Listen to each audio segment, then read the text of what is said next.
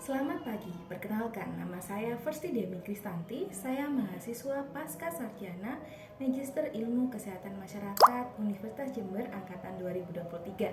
Saat ini saya akan mempresentasikan mengenai gangguan respirasi dan kulit pada pertanian tembakau. Sebagaimana kita ketahui bersama, Jember memiliki komoditi unggulan, yaitu tembakau dengan 4.000 hektar lahan tembakau dengan 44.000 rumah tangga petani, sehingga tidak bisa menampik bahwa masalah kesehatan banyak terjadi pada pertanian tembakau, seperti halnya masalah kulit dan gangguan respirasi. Di sini 9-34% petani tembakau mengalami dermatitis dan tidak menampik kemungkinan mengalami masalah respirasi juga. Banyak petani tembakau yang tidak menyadari bahayanya, baik itu waktu dia masa tanam maupun setelah masa panen. Ketika masih tanam, ternyata petani tembakau terpapar dengan nikotin sebagai hazard chemicalnya. Ada gigitan serangga yang juga menjadi ancamannya.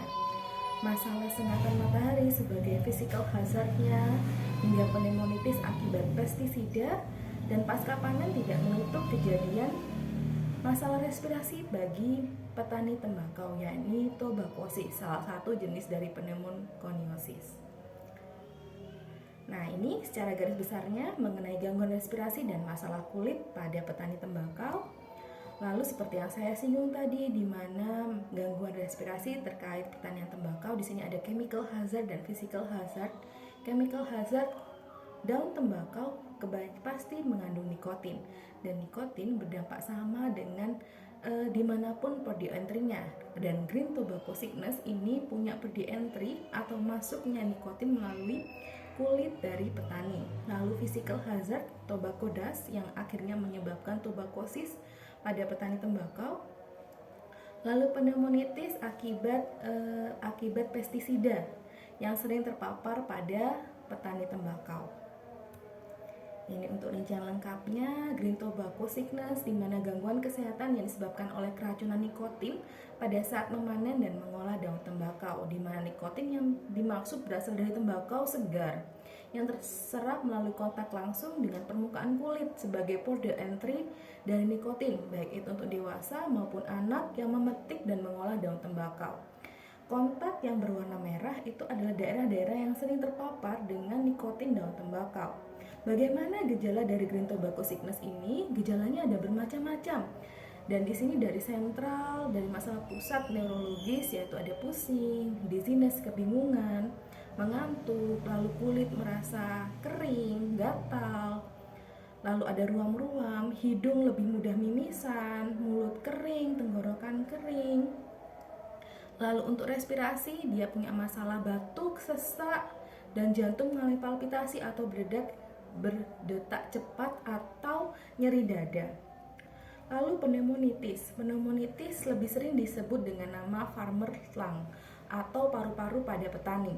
Pneumonitis adalah peradangan paru-paru akibat agen tidak menular dan abiotik, contohnya debu atau zat kimia. Pneumonia berbeda dengan pneumonitis. Jika pneumonia merupakan peradangan paru-paru yang bersifat infeksius, sedangkan pneumonitis ini bukan hal yang infeksius, bukan disebabkan oleh hal yang infeksius, dikenal dengan nama pneumonitis. Ada debu, ada zat kimia.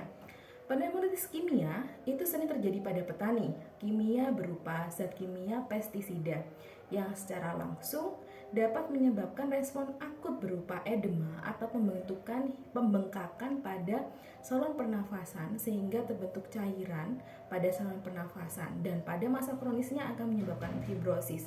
Baik secara akut maupun kronis, itu menyebabkan paru kolaps sehingga petani yang mengalami pneumonitis mengalami sesak nafas, mengalami kelelahan akibat hipoksia hingga gagal nafas dan kematian. Lalu tobakosis ini merupakan salah satu jenis dari pneumonitis yang disebabkan oleh debu tembakau. Debu tembakaunya terhirup oleh petani. Biasanya debu tembakau kering yang sudah tinggal remah-remah. Dan gejalanya demam, batuk, dan sesak, di mana ketika patogen das atau debu itu masuk ke dalam tubuh, maka akan menimbulkan respon-respon inflamasi. Maka dari itu petani yang mengalami tobakosis akan mengalami demam. Ada sinyal batuk yang dirilis atau dikeluarkan sebagai bentuk perlawanan debu masuk. Hingga akhirnya pada kondisi kronis terbentuk pula fibrosis. Setelah kita mempelajari mengenai masalah respirasi, ternyata petani tembakau juga mengalami masalah terkait kulit. Di sini ada beberapa hal yang ingin saya bagikan, sharingkan.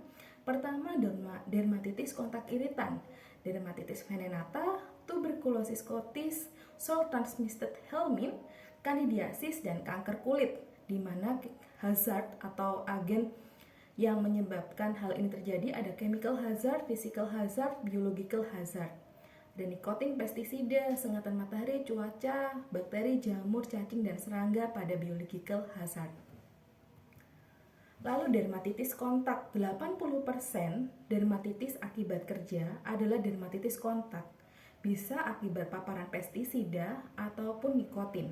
Dermatitis kontak adalah reaksi peradangan akut ataupun kronis berupa eritema, kemerahan, edema, bengkak, papul, timbul bintik-bintik, vesikel, ada yang berisi air, sekuama berupa sisik-sisik hingga gatal. Itu yang dialami oleh petani tembakau yang mengalami dermatitis kontak akibat nikotin dan pestisida.